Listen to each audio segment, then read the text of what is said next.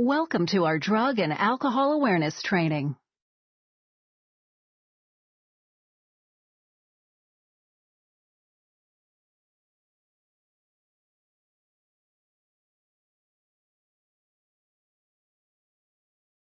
My name is Karen. I'm a substance abuse professional. Substance abuse professionals are licensed physicians or licensed or certified psychologists, social workers, or employee assistance professionals. In my case, I'm a certified employee assistance professional. Over the years, I've gained a lot of knowledge and experience in the recognition and treatment of alcohol and drug-related disorders. During this course, I'll share my knowledge and experience with you. I'll also introduce you to some people who have dealt with or are dealing with substance abuse so that we can learn from their stories.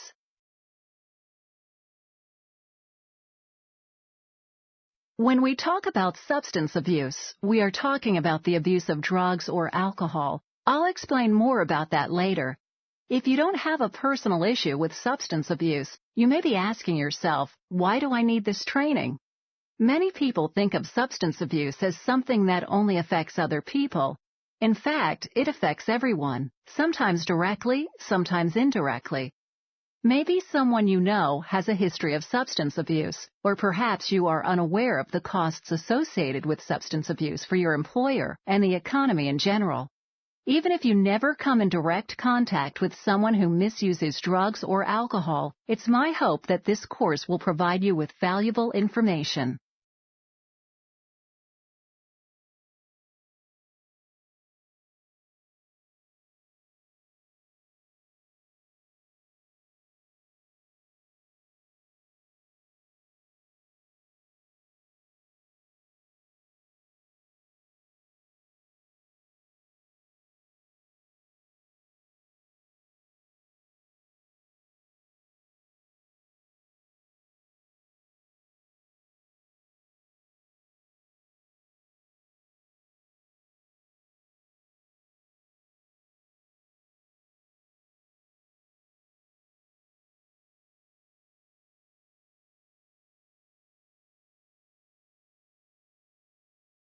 In this course, we'll talk about what substance abuse is.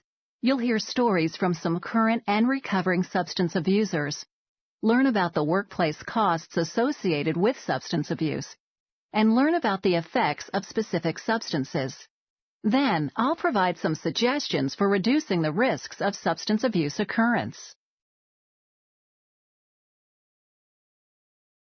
When you complete this course, you should be able to define substance abuse, identify the effects of substance abuse, specify the costs of substance abuse in the workplace, explain ways to reduce the risk of substance abuse, and identify additional resources for education, prevention, and intervention. Now, let's get started.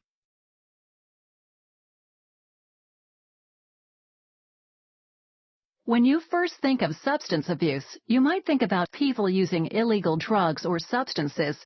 That is one type of substance abuse. Another type occurs when someone misuses legal substances such as alcohol, prescriptions, or over-the-counter drugs. The key word here is misuses. Many people use alcohol, prescriptions, or over-the-counter drugs safely. The term substance abuse only applies to people who misuse these substances. Keep in mind that substance abuse may be recreational, social, or an addiction.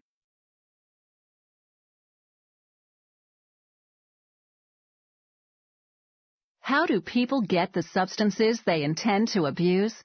Some substances such as alcohol or over-the-counter drugs are available for legal purchase. Users will buy these substances with the intent of misusing them. Sometimes users will also obtain legal substances illegally. Prescription fraud is one way substance abusers attempt to obtain their drugs. Some prescription drugs are also stolen and resold. There are also many illegal purchases of alcohol and over-the-counter or OTC drugs purchased in quantity. And of course, there are illegal substances, which are produced and distributed illicitly. Before we continue, let's look at some example situations and determine if they constitute substance abuse or not.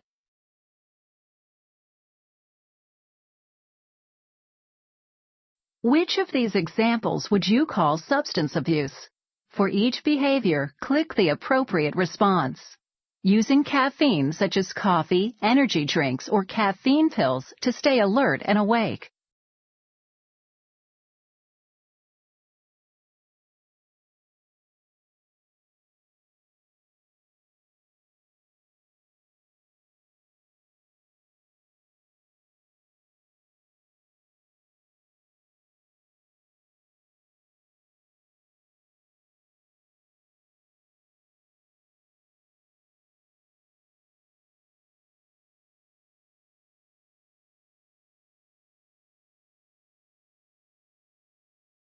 Taking larger doses of a prescription drug than your doctor prescribed.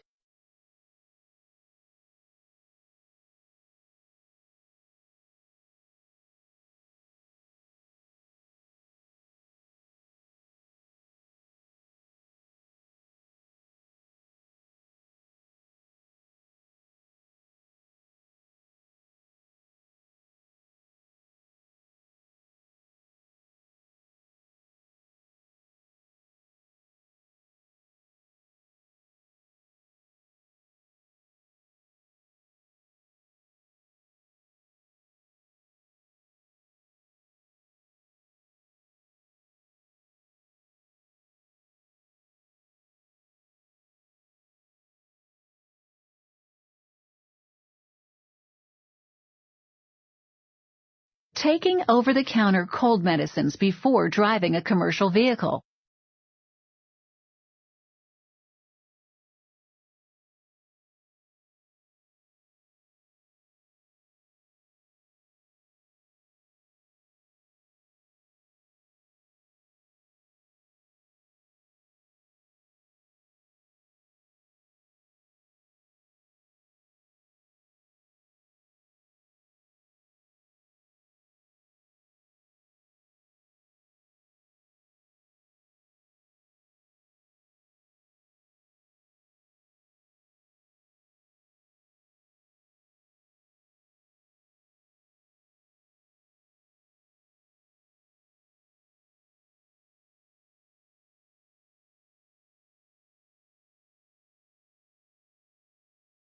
Drinking a six-pack of beer at an hour-long party.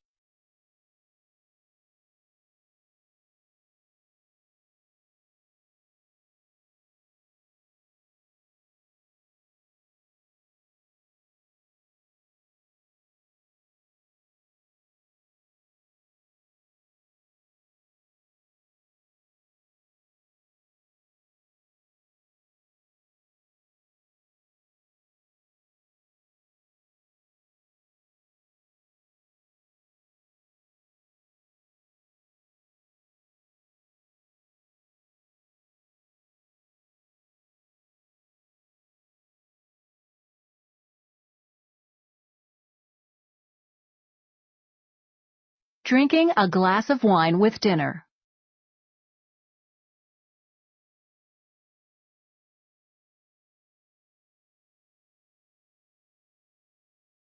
Just because a substance is legal doesn't mean it can't hurt you. When you use alcohol, caffeine, and medicine responsibly, you don't have a problem. When you misuse these substances, that's substance abuse. You know what substance abuse is, but what does it do to you? You'd probably be hard-pressed to find anyone who didn't know that substance abuse is bad for you. But what are the specific effects? Substance abuse causes physical, mental, and emotional damage. It hurts not only the person who uses, but also everyone with whom the person is involved.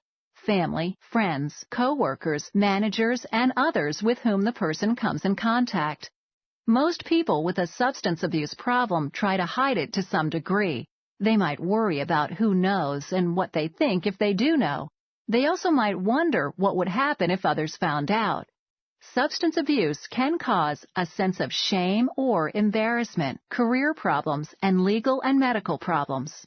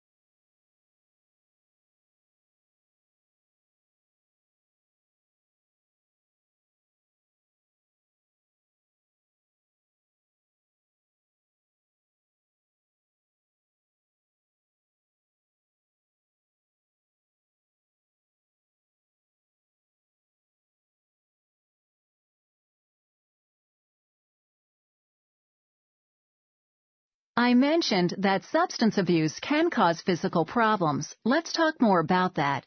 You probably aren't surprised to hear that substance abusers have and cause more injuries and accidents than sober people.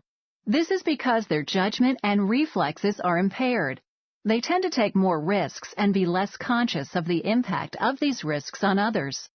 At a personal level, the misuse of many of the substances can cause respiratory and cardiac problems, and short or long-term damage to internal organs, such as the liver. Many times, substance abusers stop paying attention to nutrition and self-care. Along with the damage caused by the substances, this inattention to personal health can increase their vulnerability to other illnesses.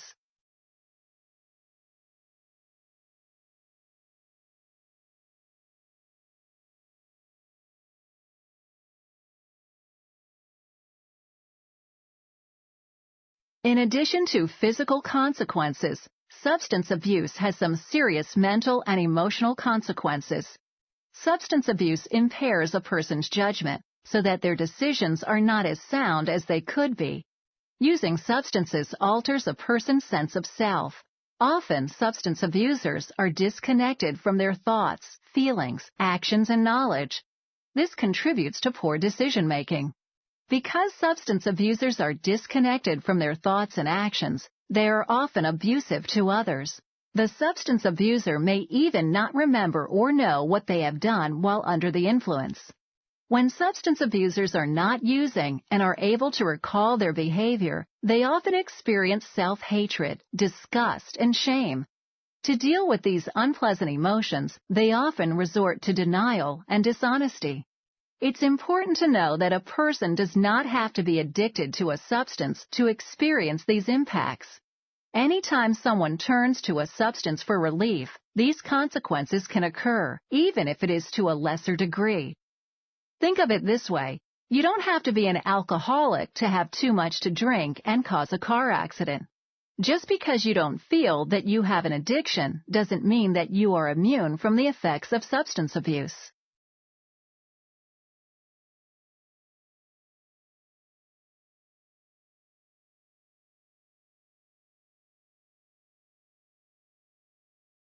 With all the physical, mental, and emotional consequences of substance abuse, it should come as no surprise that the damage to one's life can be far-reaching. Substance abuse damages a person's ability to function at work and at home. It also reduces substance abusers' ability to create and manage the future the way they would like to. Major negative consequences can occur from all sides: legal, health, social, and career. Addiction to a substance can be a lifelong disease that can take years to recognize and a lifetime to learn to manage. Unfortunately, many times learning to manage it comes only after a person's health, well-being, or freedom are gone.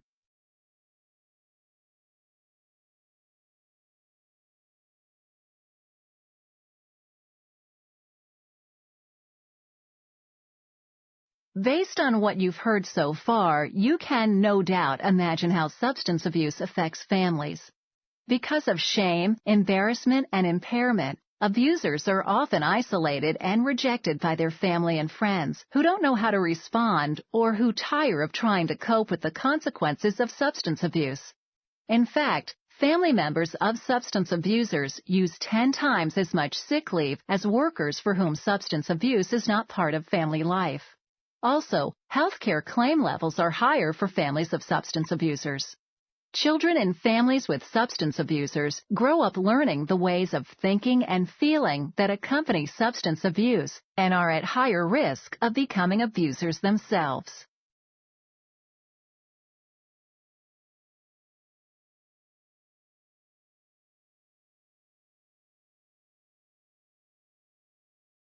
Next, I'm going to talk to you about how substance abuse impacts employers. But before I do that, I'd like to see what you recall about the personal effects of substance abuse. True or false? Only alcoholics cause accidents because of driving under the influence of alcohol.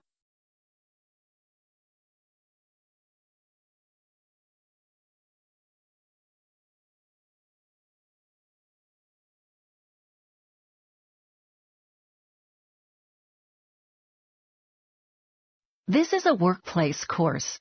As such, there are specific consequences of substance abuse to employers that I'd like to share with you. Workplace problems related to alcohol, tobacco, and other drugs cost U.S. companies. These costs are associated with accidents and injuries, time lost from work, processing substance abuse cases, the subsequent increases of insurance costs and premiums and claims, legal counsel, and the time managers spend working on substance abuse situations. Of course, it's important to note that productivity losses occur both from the substance abuse itself and from the effort of those who work harder in order to cover for the abuser's absences or lower quality of work. 1 in 5 employees' work life is affected by a coworker who is a substance abuser. 73% of all illicit drug-using adults are employed, according to the National Household Survey on Drug Abuse. That's 8.3 million people. Of those, 6.7 million are full-time workers and 1.6 million are part-time workers. Think about what could go wrong when a worker tries to work while under the influence. You have probably seen stories on the news about workers who cause accidents while driving a vehicle, flying a plane, or conducting a train. People who lose their limbs or lives while working with dangerous machines. Workers who are crushed or cause serious accidents while operating heavy equipment. Or people under the influence, such as doctors or nurses, who make life or death decisions that cause harm. It's easy to see how workers who use drugs can harm themselves and others when their judgment and coordination are impaired.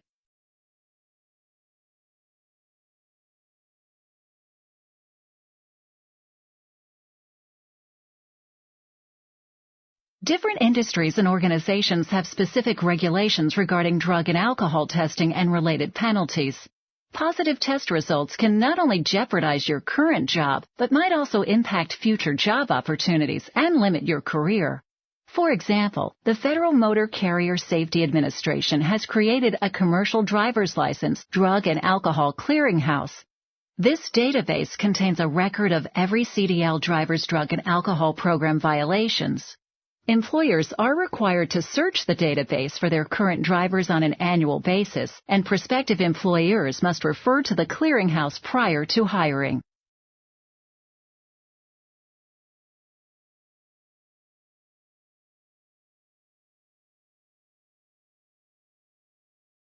You understand what substance abuse is and its general consequences and costs. Now it's time for us to take a look at some specific substances and their effects. Read the question and choose the best answer. What do you think is the most widely used and abused substance or drug? A. Alcohol. B. Cocaine. C. Methamphetamines. D. Prescription drugs.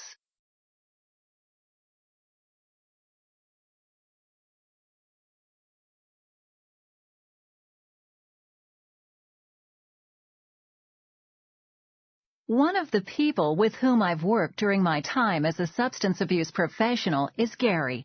Gary is 57 years old and is employed as a construction worker. He came to me around the time he first realized he had an alcohol problem. I'm happy to say that he's been a recovering alcoholic for nearly 5 years now. I'd like you to listen in now as I ask Gary some questions about his experience. After our conversation, I'll provide you with some more information about alcohol abuse and its effects.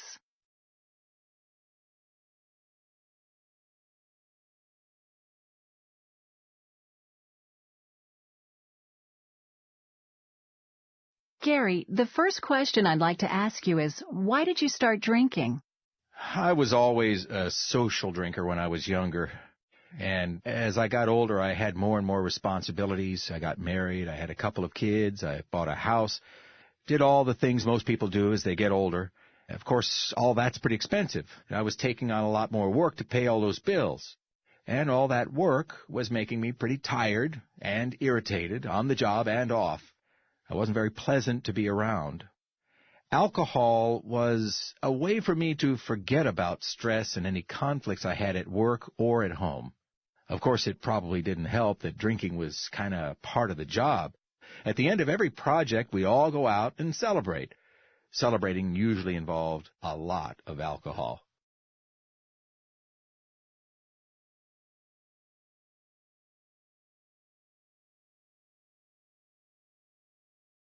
Tell me a little bit about what your coworkers thought of your drinking. My relationship with my coworkers definitely suffered because of my drinking. When I was hungover, my friends at work would usually have to cover for me by lying and saying I was sick or working harder to pick up my slack. I now know how much that annoyed them. It was also pretty dangerous. Think of all the dangerous jobs and activities on a construction site, and then imagine putting someone drunk or hungover on those jobs. No one wanted me handling any of the trickier jobs because you could never tell what kind of condition I would be in when I got on the site every day. It's amazing that I never got anyone hurt in those days when I was at my worst. I could easily have caused an accident that hurt or even killed myself or my coworkers. A friend actually told me later that dealing with me felt kind of like being second-hand drunk. You know how people get second-hand smoke from smokers? It's the same idea. You get all the negative effects of dealing with drinking without actually doing any drinking yourself. You remember how I told you part of why I drank was dealing with conflicts at work? Well, it's safe to say those conflicts only got worse because I had to lean more and more on my coworkers to cover for me.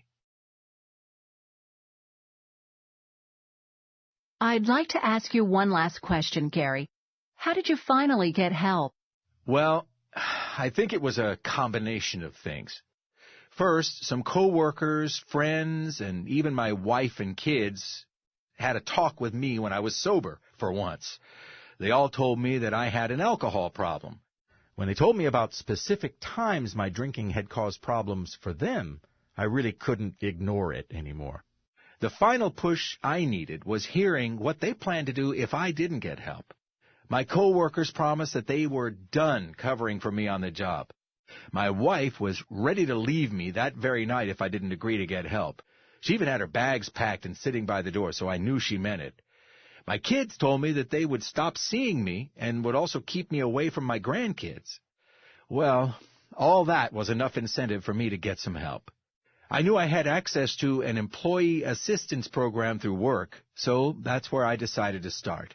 I was able to get the help I needed through the program and the support of my friends and family. I've been sober for 5 years now.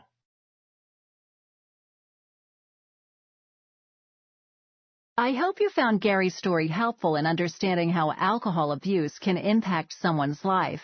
I've created a summary for you of some of the key points in Gary's story. Click the link to take a look at the summary or print it for future reference. Then, I'd like to ask you a question about what you learned from Gary's story.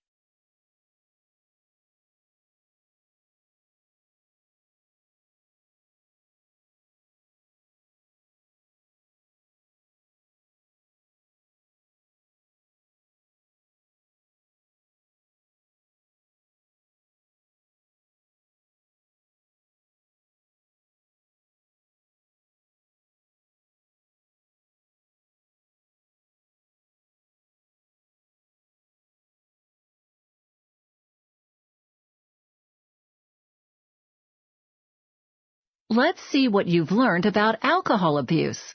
Read the question and then select the best answer. How many workers report being injured, having to cover for, or needing to work harder because of another employee's drinking? A, 1 in 4. B, 2 in 4. C, 1 in 5. Or D, 2 in 5.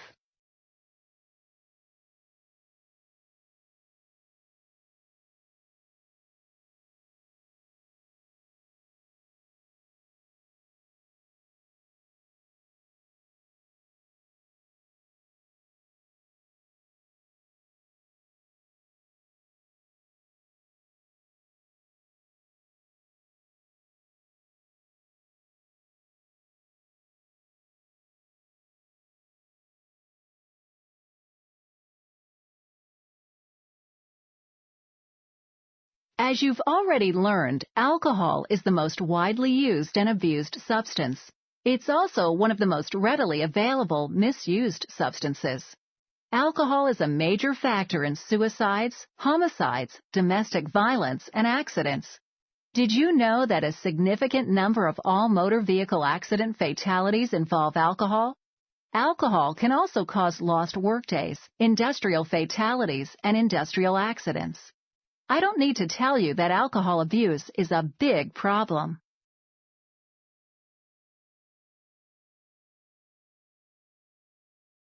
People are different. The same amount of alcohol may impair different people to different degrees. So how can we measure impairment? By looking at blood alcohol content. Blood alcohol content, or BAC, is a measure that indicates the level of alcohol in a person's bloodstream. The higher the level, the greater the impairment. Factors that make a difference in how alcohol impacts a person include differences in gender, age, weight, current medications, and other drugs in a person's system. A person's BAC also varies according to the amount of alcohol consumed and the rate at which the body can metabolize the alcohol. The body metabolizes alcohol at a fairly constant rate, so if you drink alcohol at a rate higher than the rate you can eliminate it, you are increasing your BAC. In general, the body can only remove the equivalent of 1 drink per hour from the bloodstream.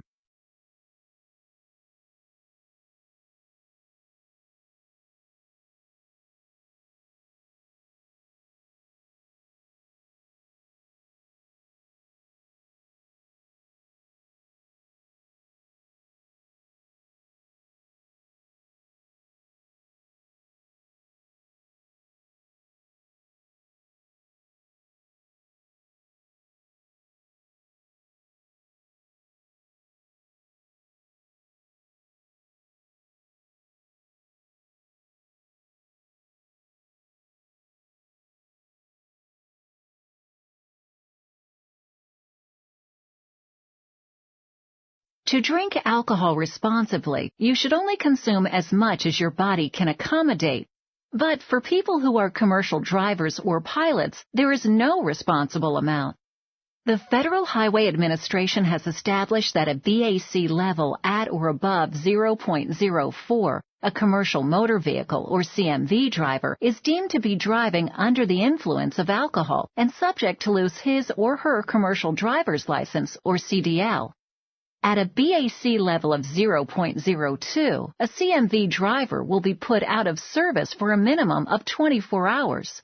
Pilots must not use alcohol within 8 hours of reporting for service or after receiving notice to report. Click the link for more information.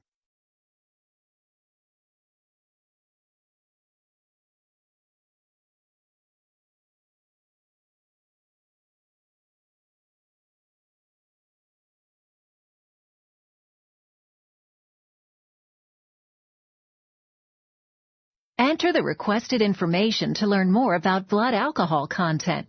Try multiple combinations to see different effects. When you're done, press Next to continue.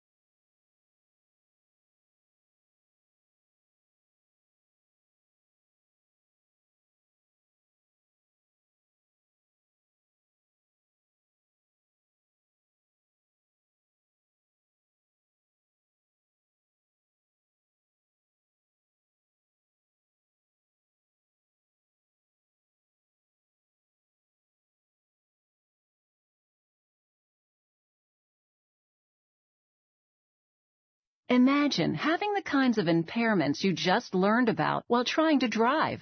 Time for more of those shocking statistics. Drivers with a BAC level over the legal limit are more likely to be involved in accidents. Some studies say hundreds of times more likely. Keep in mind that the injured or killed person in alcohol-related accidents is not always the drunk driver. The people in the other car often pay the price for someone's reckless decision to drink and drive. When you get behind the wheel while you are under the influence, you're putting them at risk as well as yourself. Some areas have laws related to BAC limits. Make sure you know the limit in your location. Every alcohol-related traffic accident is totally preventable. Always have a designated driver.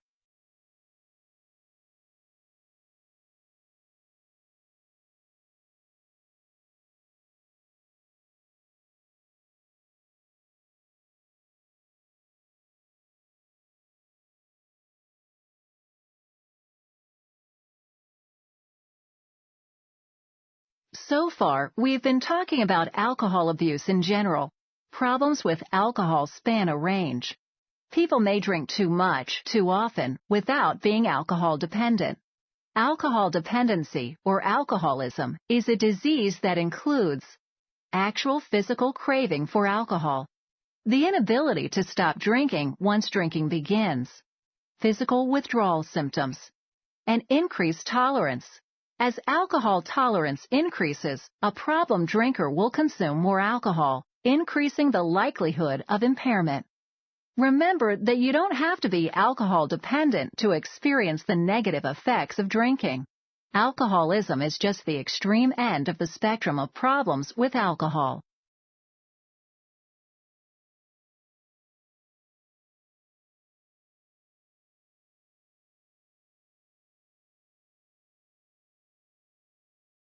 As you learned earlier in the course, drinking alcohol responsibly is not a form of substance abuse. These are some questions I use to help people determine if they have a problem with alcohol. Have you ever felt you should cut down on drinking?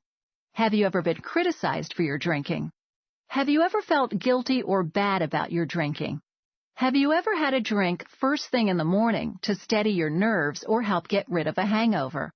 If you answer yes to any of these questions, you may have a problem.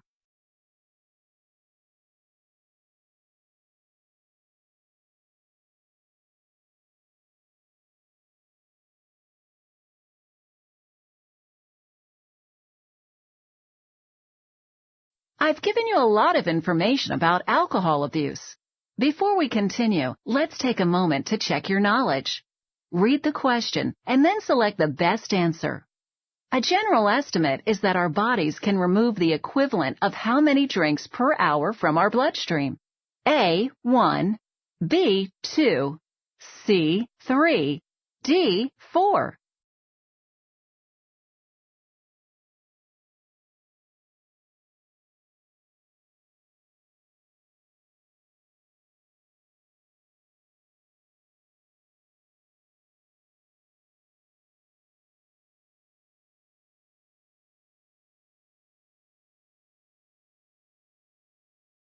There are many drugs that may be used illicitly. For the purposes of this course, we're going to talk about 7. Cannabis, cocaine, amphetamines, opiates, PCP, ecstasy, and OxyContin.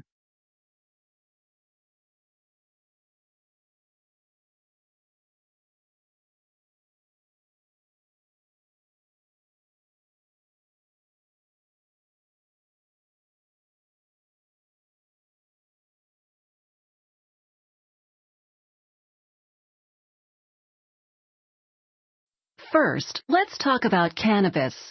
When you hear the word cannabis, the first thing that probably comes to mind is marijuana.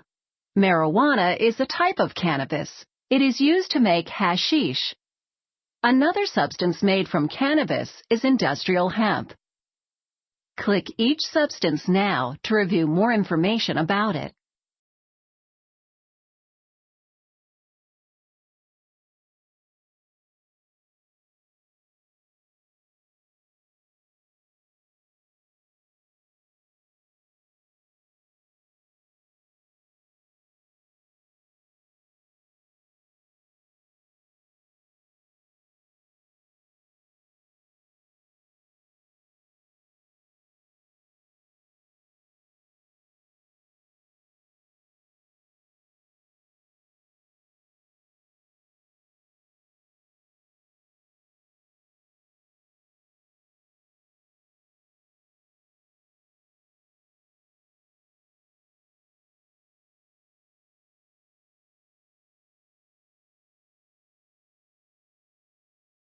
Earlier in this course, we talked about the physical and emotional effects of substance abuse in general. But what are the effects of THC in particular?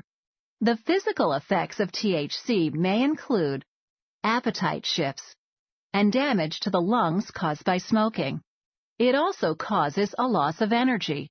People who use marijuana or hashish experience impaired judgment and skills for up to 24 hours. As with other substance abuse, the people around users may be endangered by the THC user's impairment. THC also has mental and emotional consequences. People who use marijuana or hashish experience short-term memory loss. They may become paranoid or hypersensitive to stimulation. Their senses may be heightened. Loss of motivation and drive is also common during marijuana or hashish usage. As we talked about earlier in the course, coworkers often get stuck picking up the slack for marijuana or hashish users.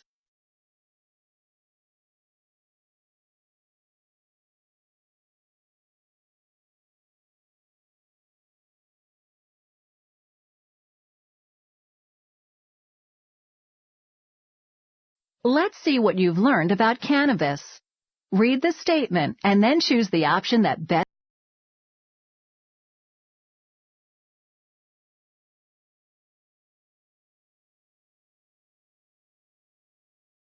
There are an estimated 1 million cocaine addicts in the U.S. Cocaine is typically a white powder that is inhaled, dissolved, injected, or smoked. Crack is a cocaine product that looks like off-white chips, sticks, or rocks as they are called. They are the texture of porcelain and are smoked in a pipe. Crack is much stronger and more addictive than straight cocaine.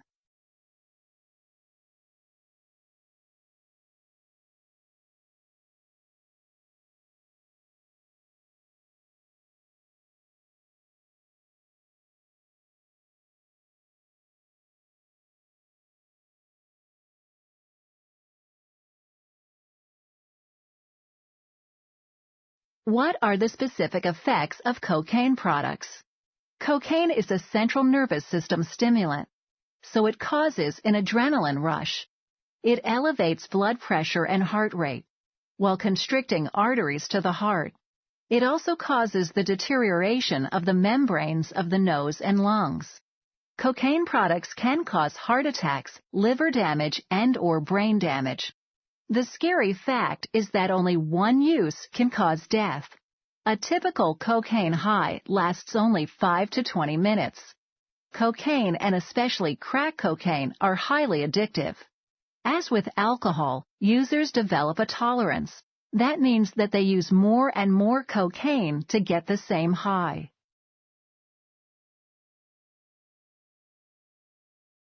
You may be wondering, with such deadly side effects, why would anyone use cocaine? The answer is the mental and emotional effects. Cocaine causes euphoria, false confidence, and an intense desire for more cocaine as the effects wear off. Cocaine can also cause severe mood swings and irritability. Let's see what you've learned about cocaine. Read the question and then choose the best answer. Which of the following is a physical effect of using cocaine? It A. Constricts arteries to the heart. B. Decreases adrenaline. C. Decreases blood pressure and heart rate. D. Suppresses the central nervous system.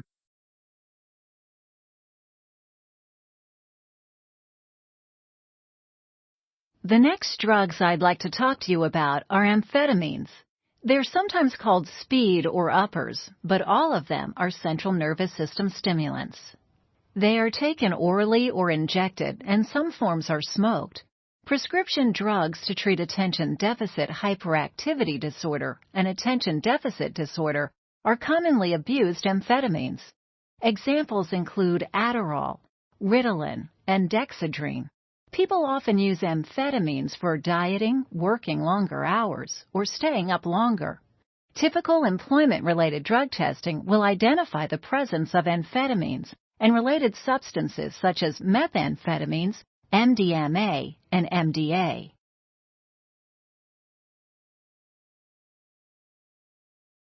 Something else you've probably heard of is methamphetamine. Methamphetamines are a stronger form of amphetamines that are usually smoked.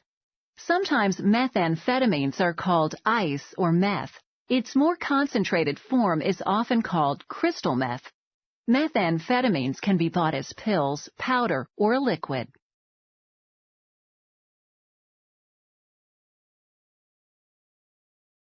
Now, I'd like to introduce you to someone I met recently, Ken.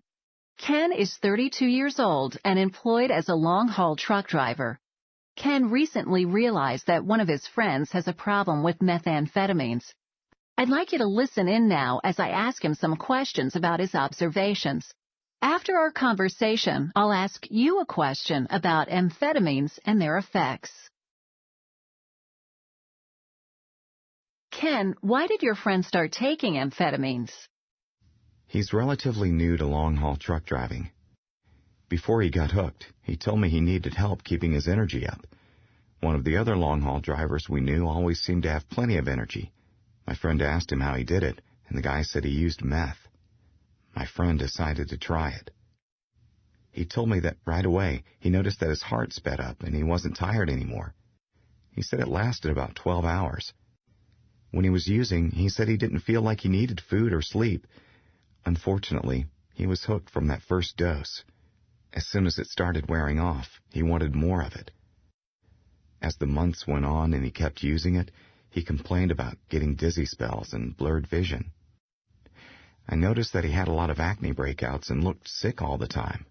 I think he really stopped taking care of himself. Suddenly, everything was about getting more meth.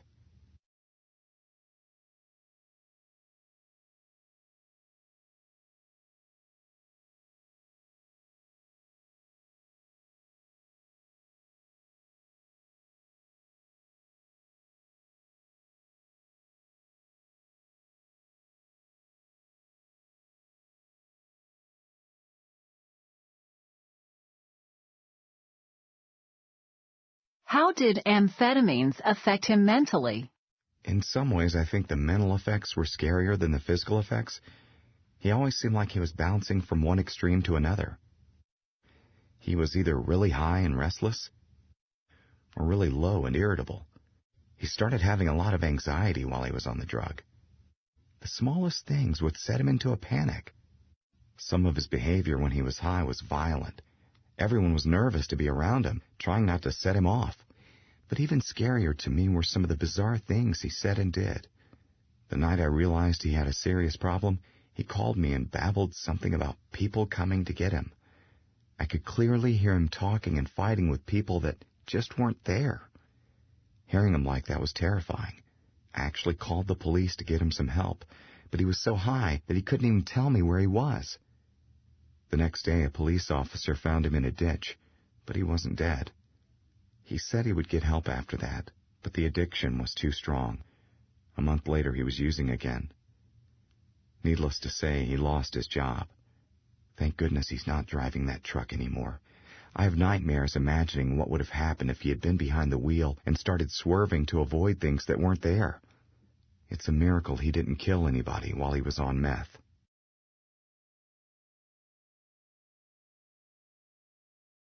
I hope you found Ken's story helpful in understanding what meth does to people who use it. I've created a summary for you of some of the key points in Ken's story. Click the link to take a look at the summary or print it for future reference. Then, I'd like to show you one more thing about amphetamines before we do a quick knowledge check.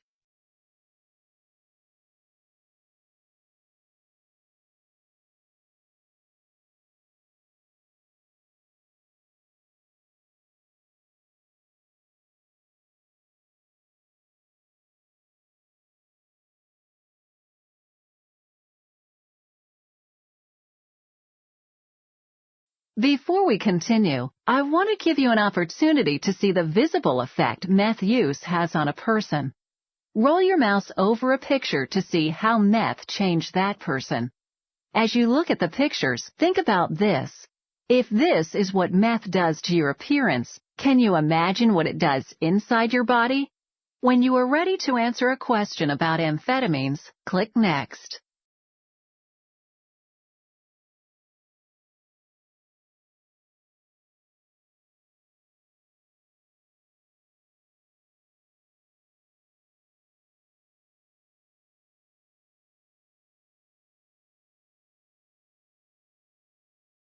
Let's see what you've learned about amphetamines.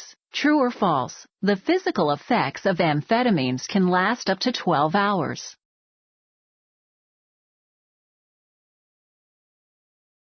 Methylene dioxymethamphetamine, or MDMA, is most commonly known as ecstasy. Like its cousins MDA and MDEA, ecstasy is a popular party or dance club drug. It is usually sold in tablet form. Ecstasy tablets are notoriously impure, often containing chemicals other than MDMA. These impurities may be very dangerous or even lethal. Combining MDMA with other drugs and substances, such as marijuana and alcohol, increases the risk to users. The physical effects of ecstasy include spikes in body temperature, heart rate changes including irregularity, heart attack, and stroke, muscle tension or involuntary teeth clenching, nausea, blurred vision or rapid eye movement, faintness, chills, or sweating, sleep deprivation, and decreased awareness of bodily functions and needs. For example, decreased awareness of thirst can lead to dehydration and overheating, which can result in liver, kidney, and even heart failure. The mental and emotional effects of ecstasy include euphoria followed by depression, enhanced self-confidence, increased energy, loss of inhibition, a sense of closeness with others, and hallucinations including distortions of time, perception, and the sense of touch.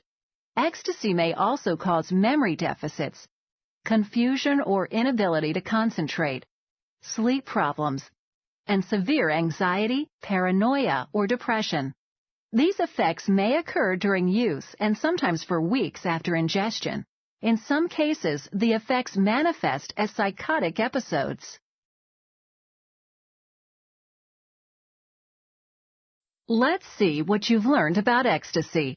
Read the question and then select the best answer. Which of the following is an effect of ecstasy? A. Confusion. B. Decreased body temperature. C. Improved vision. D. Muscle relaxation.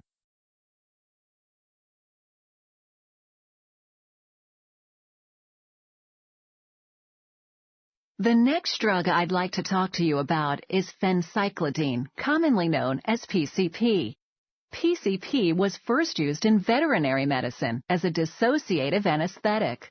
People began using it as a recreational drug in the 1960s. It may be in a powder or liquid form. The liquid form looks like yellow oil.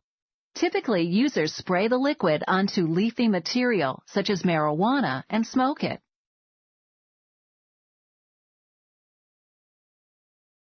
The physical effects of PCP include shallow, rapid breathing, increased blood pressure and heart rate, elevated temperature, loss of balance and slurred speech, convulsions, and even brain damage.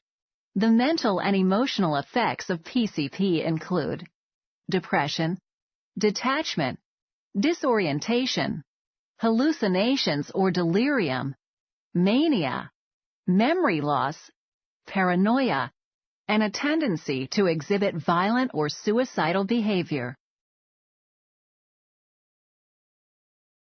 Let's see what you recall about PCP. Read the question and then select the best answer. Which of the following is a possible mental effect of PCP? A. Detachment. B. Euphoria. C. Feeling connected to everything. Or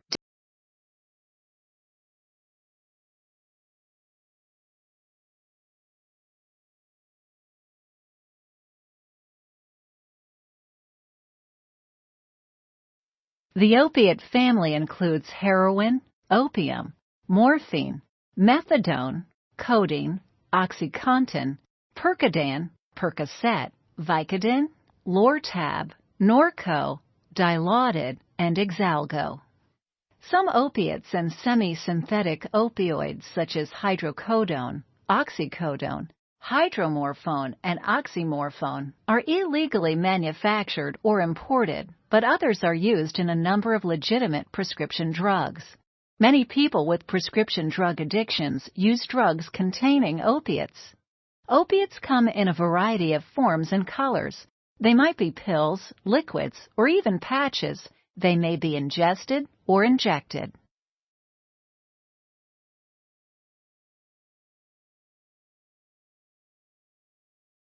As with other drugs, in addition to general substance abuse effects, opiates have specific physical effects. Those effects include euphoria followed by drowsiness, lowered breathing, constricted pupils, and nausea. Because opiates make people drowsy and lower their breathing, they are often referred to as downers. The effects can last up to 12 hours. Physical withdrawal from repeated usage can be severe and painful with cramps, chills, and fever. The mental and emotional effects of opiates include euphoria, confusion, mood swings, impaired thinking, and lessened self-care.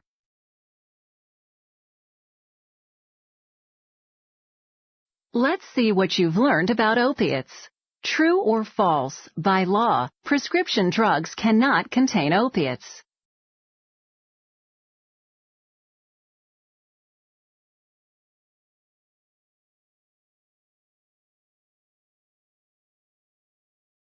I'd like to introduce you to one last person, Maria. Maria is 42 years old and a saleswoman. She is currently abusing OxyContin. I'd like you to listen in now as I ask her some questions about her experience.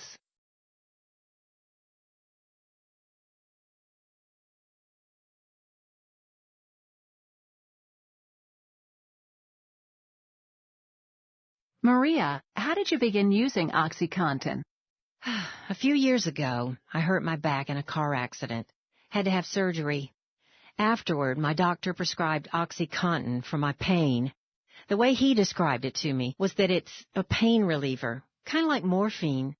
It has oxycodone in it, and basically, instead of feeling relief all at once, it's delayed so you feel better for longer. Usually, to get it in my system faster, I'll crush it up before I take it. I used it until my prescription ran out, but I still had some pain. So I found a friend that had some and took it from him.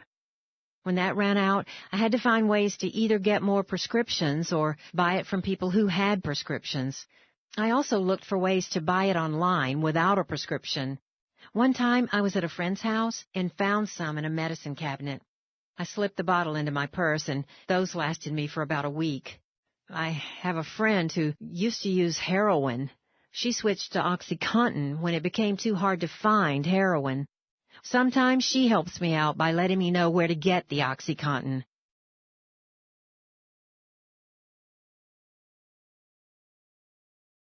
How does OxyContin make you feel?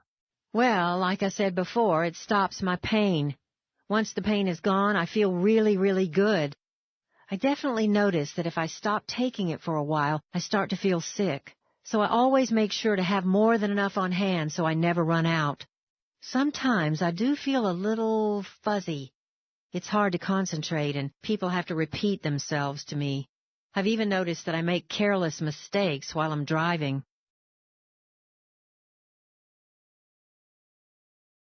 I hope you found Maria's story helpful in understanding how OxyContin addiction begins and the ways it affects the user.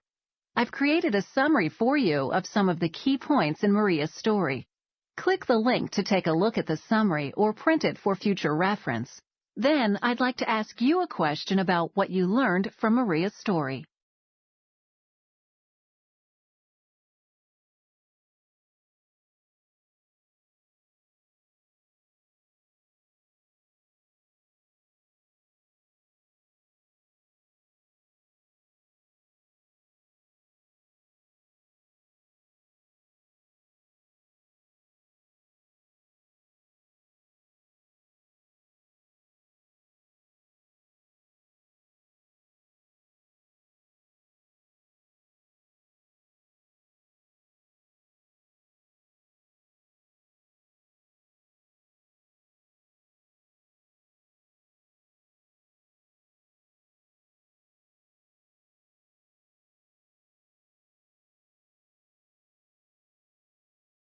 Let's see what you've learned about OxyContin.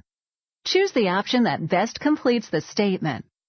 OxyContin is A. A diet drug, B. A legal prescription drug, C. A stimulant, D. Used for immediate short-term pain relief.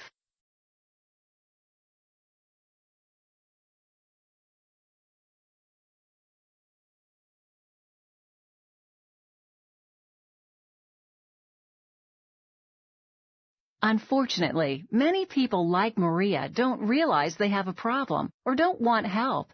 In those cases, it's hard to know what to do, whether it's a friend, family member, or someone at work. Earlier in the course, during Gary's story, we talked about how to help someone. Let's review those steps again now. No matter your relationship to the user, stop covering up for him or her. In any intervention, it should be done when the person is sober, with several people present. The intervention should occur soon after the event that causes it. When you talk with the person, be specific. Use examples of the problem as you experience it. Be sure to state what will happen if they do not get help, and what you will do to protect yourself. It's important that you don't set up conditions you will not keep. If you tell someone you're going to leave them or stop helping them financially, be prepared to keep that promise. Call on others to talk to the person. It's important to have others who have influence or experience with the person. Maybe someone has a role model or someone they respect that can help. Don't go it alone. Be sure to ask for help. If you decide to intervene with a coworker, you should consult management and follow the requirements of your employer. What can be done when someone won't get help? To find out, complete the sentences below by dragging and dropping the correct word to the sentence in which it belongs.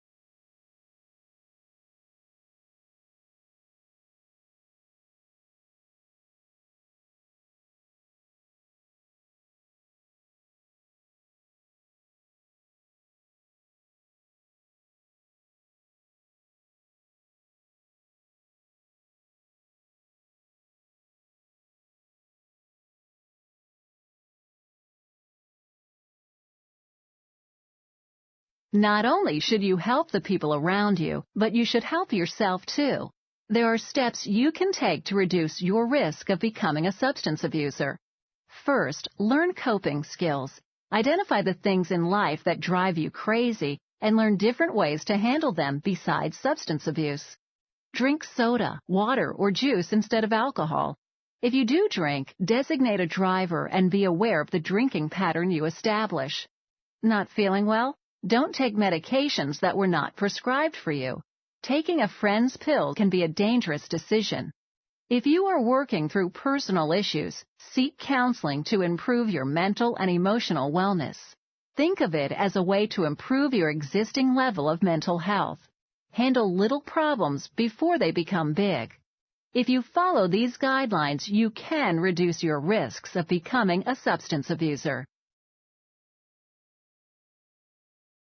We've talked about what you can do to reduce the risk of substance abuse. What can companies do? First, they can create effective drug policies. Where legal, they can implement pre-employment screening or other screenings such as random or reasonable suspicion screenings. They can obtain the services of an Employee Assistance Program, or EAP, to provide counseling services, and targeted support for employees facing difficult life events.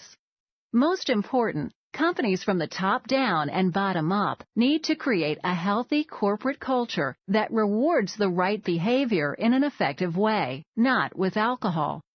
The company should have a culture where people who do well are not given more work as a reward and where reasonable workloads are the norm.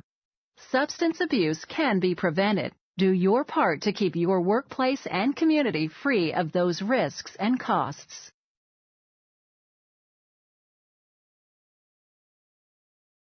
Congratulations, you've completed the course. I hope you found the information in this course helpful.